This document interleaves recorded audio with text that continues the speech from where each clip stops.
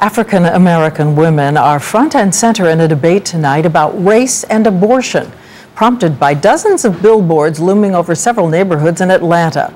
Steve Osinsami tells us about a debate stretching back through history.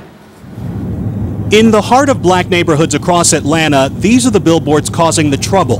The message is simple, that black children are an endangered species because of too many abortions in the black community.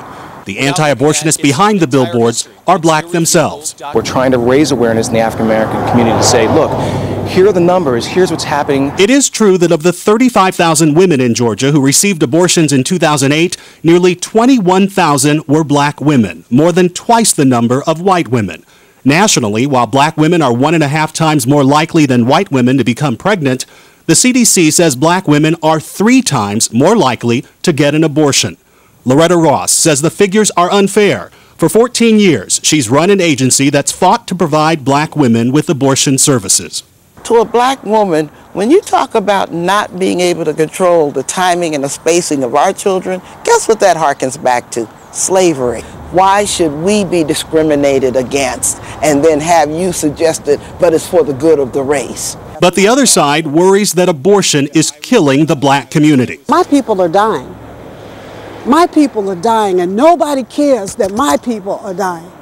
And I want people to look at this. Is there any truth to what we are saying? Among African Americans, this argument that abortion is bad for the race is an old one, but it's not usually debated so openly. As far back as the 1940s, many black Americans resisted abortion, quietly fearing that abortion was an attempt at black extermination. That changed in the 70s when women's groups convinced civil rights leaders that they were both fighting a similar cause, the right to control their own bodies. The billboard's idea that abortion is genocide has made a comeback in some parts of the black community.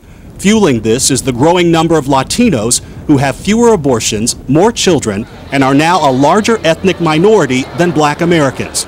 The black women we met on the streets of Atlanta feel targeted. It's offensive. To me, as a black woman, it's offensive. They need to tear it down. They need to put something else up. I think it's just a racist thing that they put out. They say they hate that these billboards shame black women and black people. The people who put the billboards up say at least everyone's talking. Steve Osinsami, ABC News, Atlanta.